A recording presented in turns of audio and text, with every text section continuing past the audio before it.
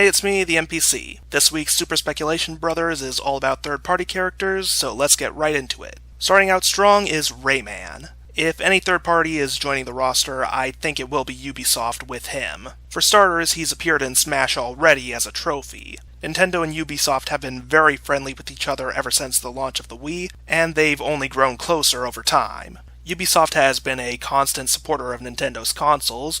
Nintendo published Rayman Legends in Japan, and we recently had the Mario Rabbids crossover, the Rabbids themselves being characters that spun off from Rayman. Now, some would argue that a Rabbid character would get in first because they're the ones that had a full crossover with Nintendo's #1 Golden Boy. However, Sakurai has always put legacy first, and Rayman easily has the greatest history of Ubisoft's properties that would translate perfectly to Smash. While I won't rule out the Rabbids entirely, I definitely put Rayman above them as he has a much more timeless appeal. And hey, if you want a Mario crossover, there were alternate costumes in Rayman Legends. The only major issue is that Ubisoft is a French company and Smash has so far only worked with Japanese companies. Even Diddy Kong, a British character in origin, only got into Smash after Rare was bought by Microsoft and Nintendo acquired full rights to the character for themselves. It makes sense because the distance and language barriers are always going to be imposing hurdles. However, I think the time is right for Smash to start expanding internationally with its roster. That may be optimistic on my part, but I can't think of a better twist for the next Smash game to take with its roster. I give Rayman a 4. Next up, we're going indie again with Shantae.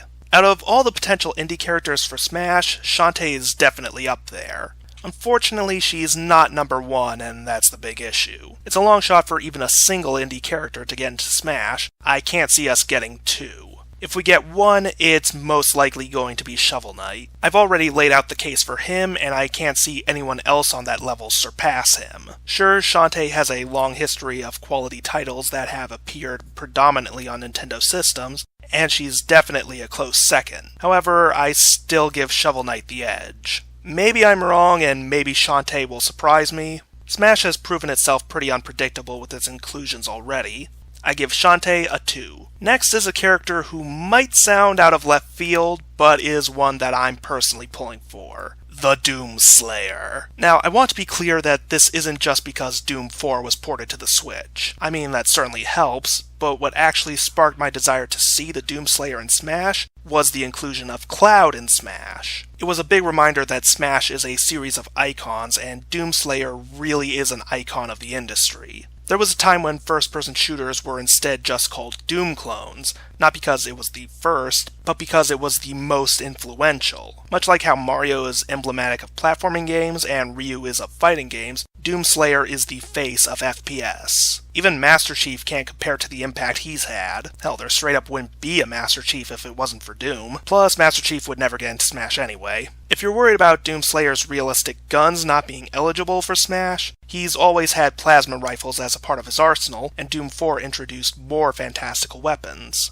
He wouldn't be that far a cry away from Samus. Snake and Bayonetta got in, so mature games aren't off limits, so long as they can compromise. Which he can, as I just pointed out. Doom 4 being on the Switch isn't a first for the series either. The original Doom was released on the Super Nintendo, and Doom 64 on the N64 was actually a unique entry in the series made specifically for that system. There were even Game Boy Advance ports of both Doom 1 and 2. There are only really 2 big problems with this. One is, again, that international barrier, and 2, the fact that the Switch port would be the biggest incentive for pushing this crossover, and that simply can't line up with the planning phases. Even late into development, the amount of time that it would take to strike a deal would cost the devs the remaining time they'd need to actually create the full character. The only way this could work is if Nintendo and Bethesda started talking early on. After Bethesda showed interest in the Switch with Skyrim, they decided on Doomslayer purely on the basis that he's the most historic character under Bethesda's wing, and getting Doom on the Switch was just a happy coincidence. Maybe he could get in as DLC, but the main roster is a much more difficult task. Doomslayer gets a 2. Now, let's talk about one of the most anticipated potential guests, Crash Bandicoot. Crash is a very tempting option, as having the original face of the PlayStation alongside Mario and Sonic would be a historic moment. The fact that this is even plausible is already pretty amazing. Crash is currently owned entirely by Activision, so Sony is in no position to strike this down. Nintendo and Activision have already rubbed elbows with Donkey Kong and Bowser, appearing in the Skylanders series. They even got into that series before Crash himself did. The Insane Trilogy is coming to the Switch, and while that's a recent development, it's probably been planned for a while. The Insane Trilogy also re-established Crash as a big name, and his popularity spans the globe. I still think Ubisoft is first in line for a new third party to join the fight, but Activision and Crash are a very close second. Crash Bandicoot gets a 4. And let's close out with probably the safest bet of them all, since this is a company that's already deeply connected with Smash.